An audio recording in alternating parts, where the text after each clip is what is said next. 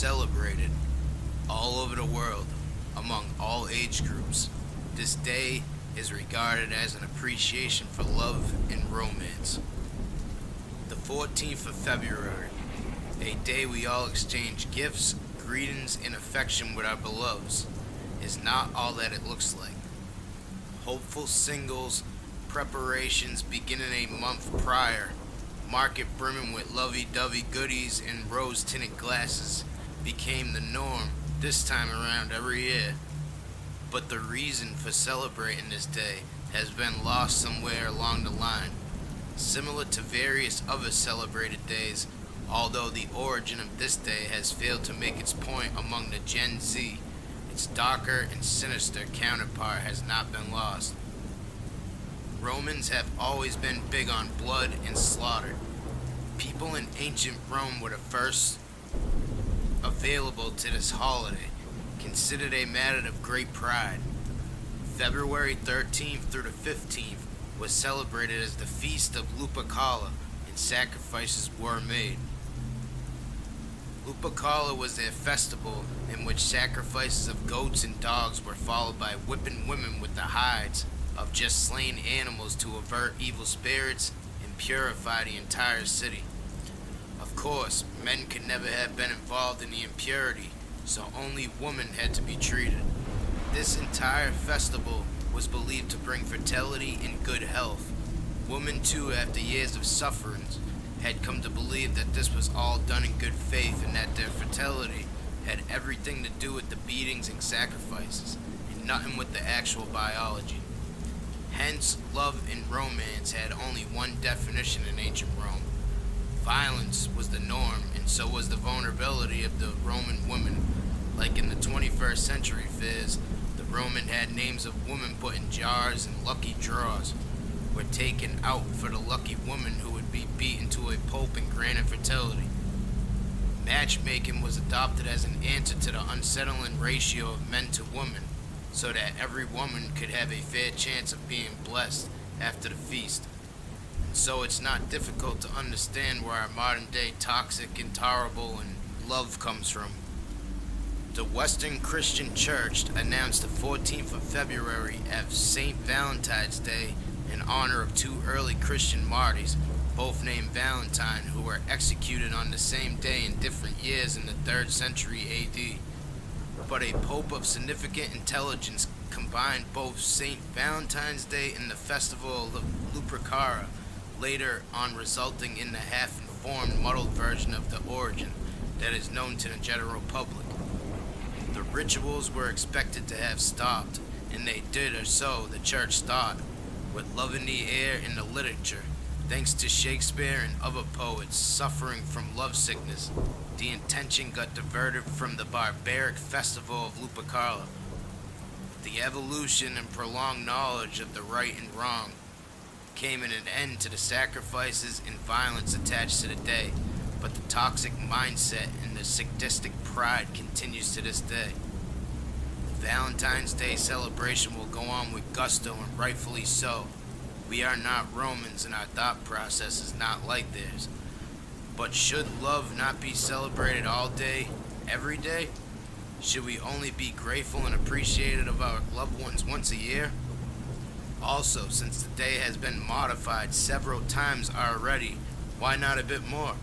Why not celebrate love in all its glory, both platonic and romantic?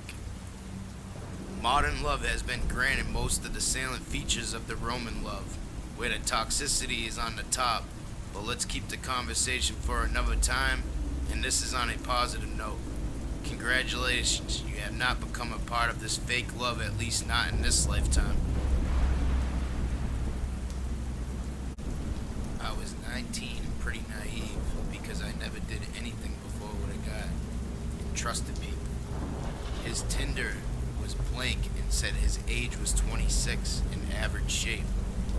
He said he was handsome and his phone glitched when he sent his photos, so I believed him.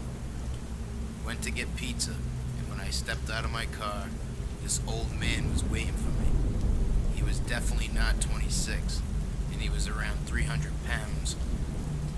Creeped out, but might as well enjoy pizza on him, right? got to a bit of talking, and he kept telling me vulgar things like how he can't do the deed less than 3 times a day, and how dedicated I had to be to him, or else he wouldn't consider even dating me. Eventually, he told me his real age is 45 and that he's a dental student. I asked him to take off his baseball cap because I was curious if he had hair or not. What I saw was a huge horn. He said it's a very large cyst on the top of his head, and he shaves his head to avoid irritation or something. Imagine cartoons characters getting bonked on the head and having a large swollen lump afterward. That's what I saw. After pizza, I acted like I had a decent time and would message him later. I would actually block him the second I got into my car. Since I was parked further away, he offered to take me to my car via his car. I said sure because I felt he was harmless, although very creepy. In his car, he asked if he could inspect my teeth, since he's a dental student. I said no, but he strongly insisted, and I said whatever. That's when he took out his belt of tools and unrolled it. He puts on a headlight and starts picking at my teeth. I didn't know what was going on, but I didn't like it. This guy is weird and doesn't know proper etiquette. I told him my phone dropped on the side of the seat, so when I got out, I left the car and drove off in my car. So from now on, I make sure the person I'm talking to is real and at least get to know them a bit before meeting at a public place.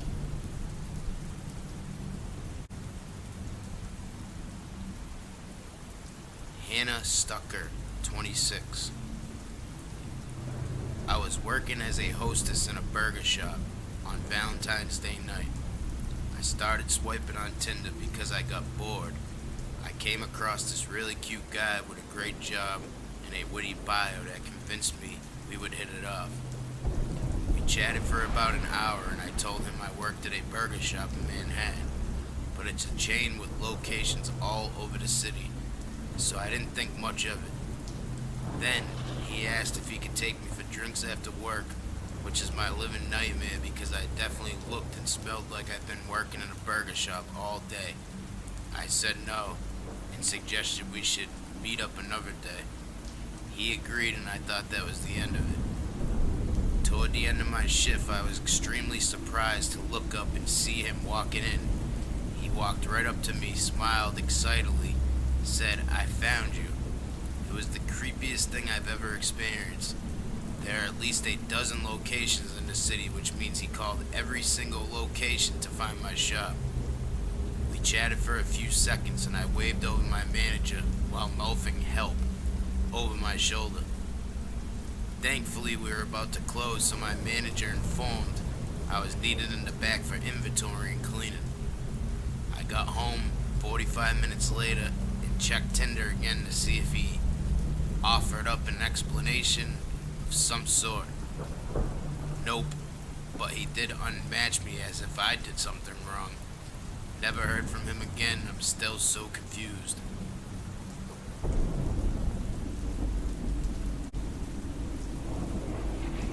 I keep reading all these dating horror stories, and it being Valentine's Day and all, it had me recall a nearly forgotten first date with a guy my friend Mark fixed me up with. I had known the guy a little because he worked with my friend at a local music store. He seemed cool. He was actually pretty good looking. First time we had met was at an ICP concert that we all had attended. The guy who we will call Mike was pretty normal on the surface, and through Mark got my number and called me. We went out on a date, and as the night drew on, he asked if I minded if we just go hang out at the local park and chat because we had been at a super busy, loud bar that had a band playing.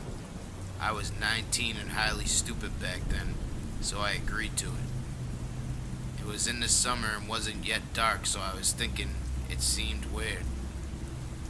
As we were just chatting, he leans in and kisses me, and I took around realizing it had gotten really dark. I'm in heaven because at this point, he hasn't given me any reason to think he's a creeper. We had a great night. He was charming and funny, and we had a ton in common. Then, our first first kiss, he gets this creepy grin. He looks out the window, then says to me, "I'm taking you in those woods and we are going to have a really good time." I kinda laugh a bit nervously because at the time I didn't yet lose my virginity. I told him I'd rather just stay in the car. He gets weirder and angrier, and like he's two people. "Why can't we just go into the woods? I promise I won't rape and kill you." And now he's trying to laugh it off, but I had gotten incredibly creeped out. I try to play it off like I'm not ready to run away. I should have been more creeped out than I was, but I was so naive. It creeps me out now writing this. He looks at me again and leans back in his seat and begins to start fake whining. "Oh, come on, let me just take you into the woods, it'll be fun." I'm having none of this and start getting mad, and I tell him I'm ready to go home. I finally talk him into just taking me home. He was oddly quiet the rest of the drive home, and then as he gets to my house, he proceeds to apologize profusely about it. I heard later from my friend Mark that he said I was a tease. When I told my friend about what happened, he stopped talking to Mike, said that he heard he could be a kind of sex maniac. How about borderline psycho?